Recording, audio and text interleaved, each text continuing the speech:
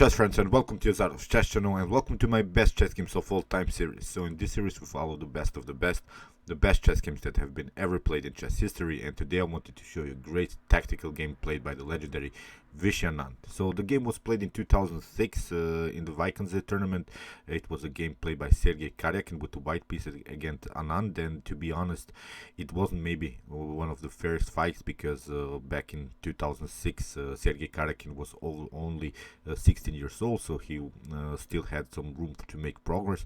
But on the other hand, we have to admit that Sergey Karjakin was of course the youngest grandmaster in chess history, and was one of these classical Russian chess players, and had already a great tactical knowledge. So but in 2006 I think Vishy Anand was really the strongest player in the world. In the next couple of years Vishy Anand will become also the world champion in chess, crushing Vladimir Kramnik and also crushing Veselin Topalov. So back in 2006 really Vishy Anand was the strongest player, so that's why he was of course the top favorite in this match between Sergey Karjakin. So the game was a Sicilian Najdorf. The Sicilian Najdorf is always a great tactical battle, and you see how great tactical knowledge Vishy Anand has, because he played one of the most aggressive lines and sacrificed even two pieces just in order to have this heavy artillery working, in order to regroup these rooks, these queens, supported with the pawn, creating a very nice checkmate pattern. And that's why this game really deserves to be on our list of the best chess games of all time. So let's see the game. Here e4 played by Sergey Karjakin, we have c5 by Anand, knight on f3, and now d6. Preparing here this Najdorf setup, we have d4, c takes d4, knight takes on d4, and now knight on f6. Attacking the e4 pawn, we have knight on c3, and now a6. The common move in the Najdorf defense, preparing this b5 idea, and also this e5, building the so-called Boleslavsky hole, but we'll come to this strategical element in the continuation here of this video. Bishop on e3 played by Karjakin, and now comes this move a5. This is now really tricky stuff, because after knight on b3 it seems that in these types of variations black has always this d6 weakness and also this d5 weakness, but this is the so-called Boleslavsky hole. We are building this setup combined with this a6 pawn. We are restricting basically this very important squares on the 5th rank. We are not allowing here white to make some progress, and that's why after this move knight on b3 bishop on e6 is the most common idea, because you see we are waiting white to jump with the knight here on d5. If that happens, we can always take here with bishop on d5, but now you see we have the so-called pawn majority here. We would then have here a 4 on 3 situation on the king side, and this a6 move is very important, because you preventing some bishop on b5 ideas. Here Karjakin plays this most offline with the move f3, the anti-Najdorf system, preparing immediately to create an early flank attack with the move g4.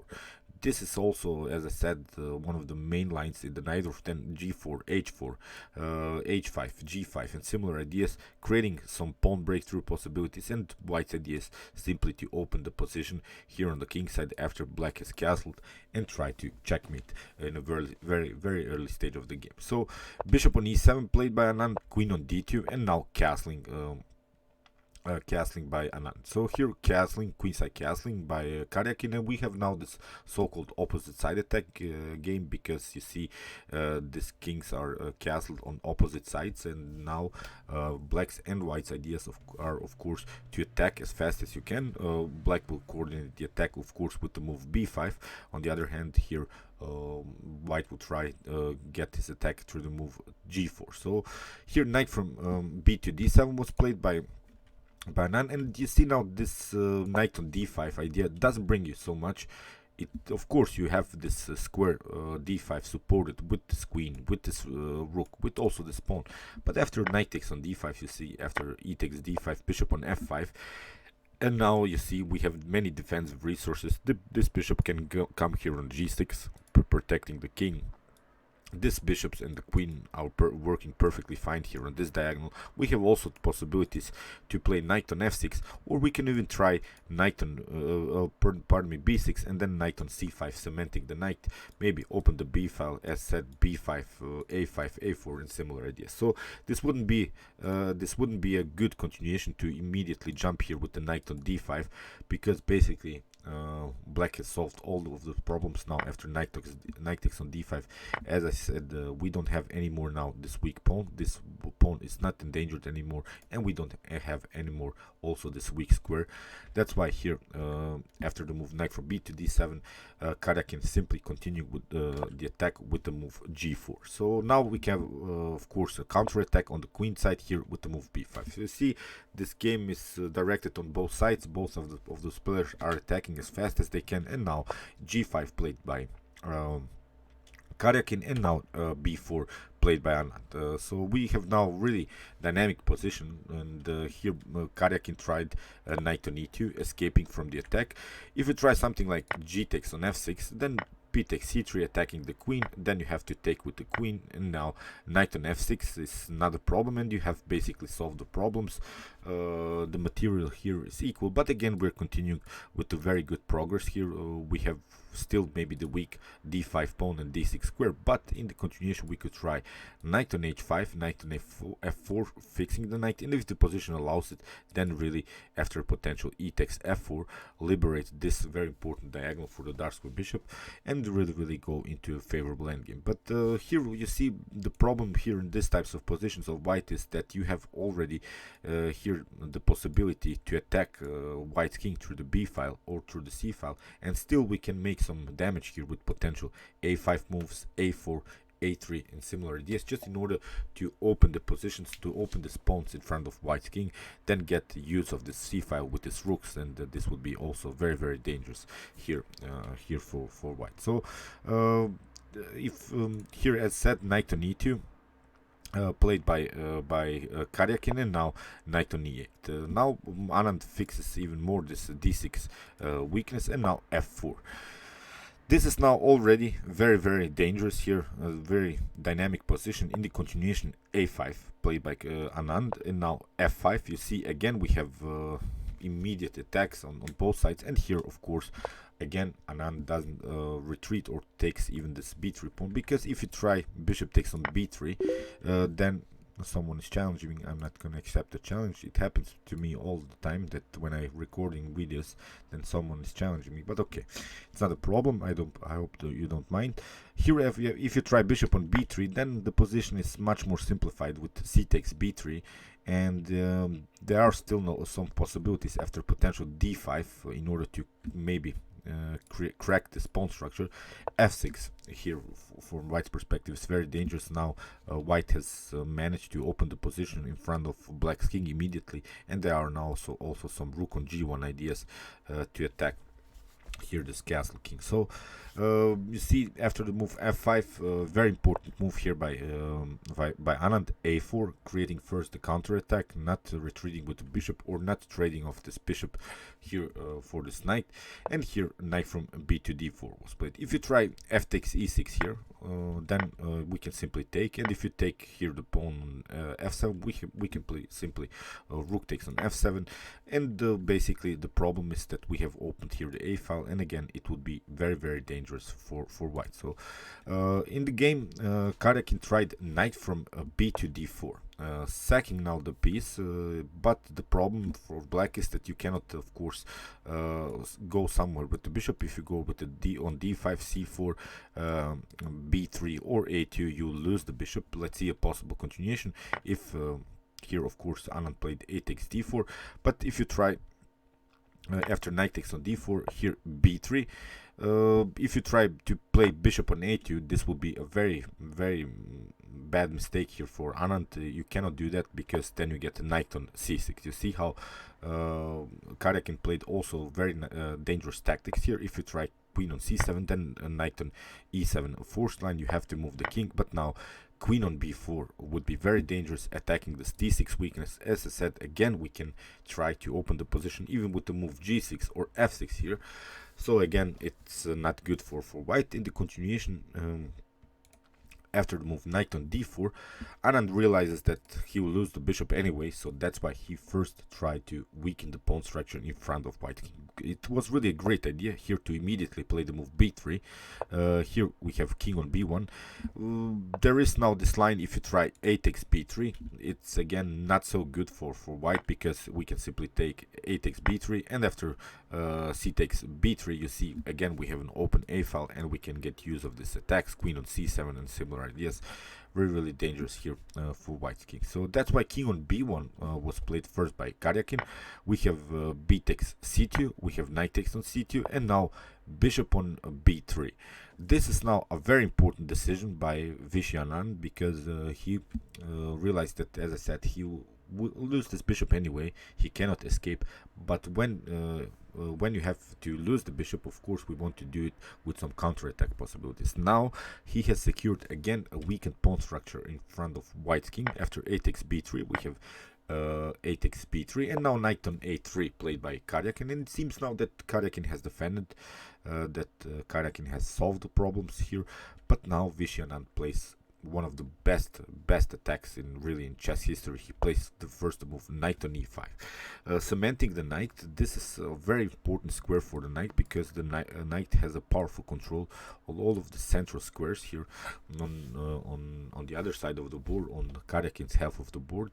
And here Karjakin may be an accuracy to immediately try to move h4.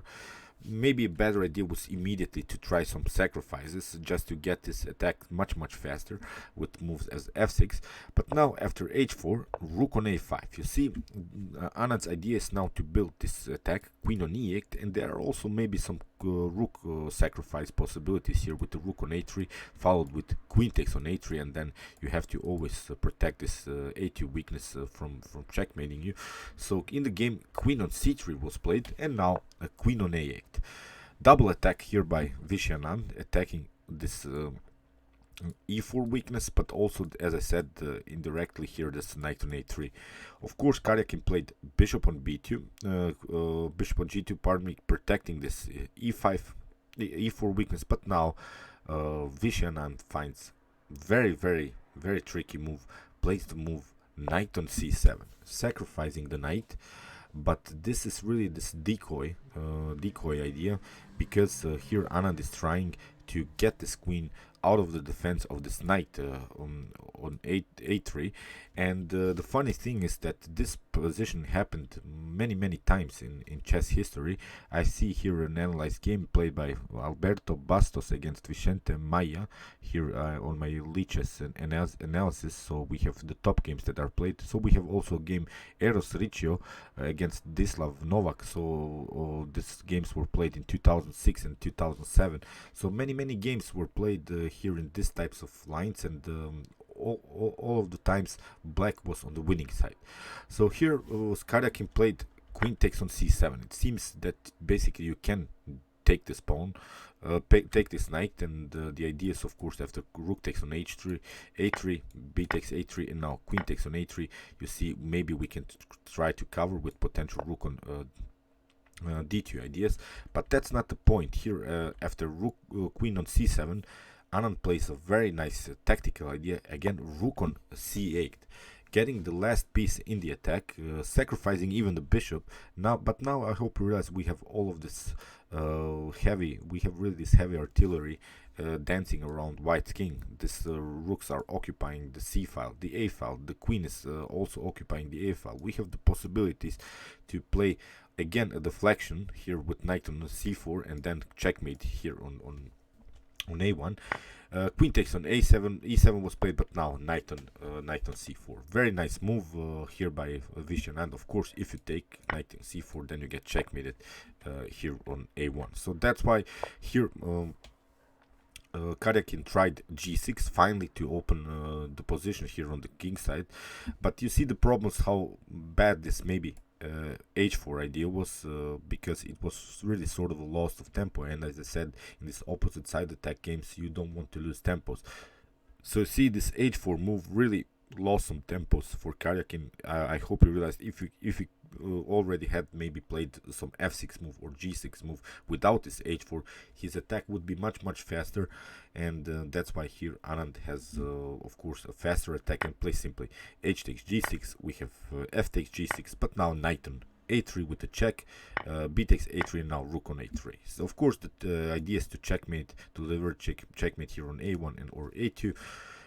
Here Karjakin played g takes f7. We have a king on h7 escaping, but now Karjakin finds a very nice move, promotion to knight here, knight on f8 with the check, rook takes on f8, queen takes on f8. So you see again Vishy Anand sacrificed even a rook, but now this queen and this rook are building a very nice checkmate pattern. Here rook on a1 played by Anand. You cannot escape here from checkmate. King on b2, rook on a2, king on c3. If you try something like rook king on b3, then you get checkmated even faster. You have only one square here, king on c3, but now rook on c2, you can only move here to d3, and then again queen on c4, a very nice checkmate. So that's why king on c3 was played. Here we have queen on a5, again a check. You have now several choices. If you try something like king on d4, then you get rook on a4. You have only again one square, but you get again queen on b5. Again you have only one square, and again rook on a2, and it will be again a forced checkmate, because here we can try queen on c4, and again it's game over. So instead of this king on d4, Karjakin tried king on d3, but again it's a forced checkmate. We have queen on b5. It's a different move order, but the same mating picture here. Queen on b5, we have king on d4, and now rook on a4, king on c3, and now queen on c4. And in this position Karjakin resigned, because you can try maybe king on d2, but again rook on a2, we have king on e1, but again you get checkmated here on e2.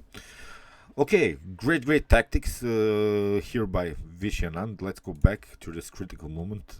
Here you see very tricky move, this knight on c7. As I said, this position was played often in chess history. So knight on c7, sacrificing the knight here. Karjakin fell for this, took it, and then rook on c8, sacrificing another piece. But now these four pieces combined and creating a very dangerous attack. This knight is the only defender around white's king, and you see these bishops weren't activated in the game at all, and that's why it was really a great tactical game here by the legendary Vishy Anand. So okay, I hope you enjoyed this game. Meanwhile, you can watch my other commented chess games, this best chess games of all times, and you can also watch my commented chess games played by computers with some Alpha Zero, Lila Zero, Stockfish, Allenstein, and many more. And you can also subscribe to my channel if you like this content. Thanks you for watching, guys, and chess is the best, of course.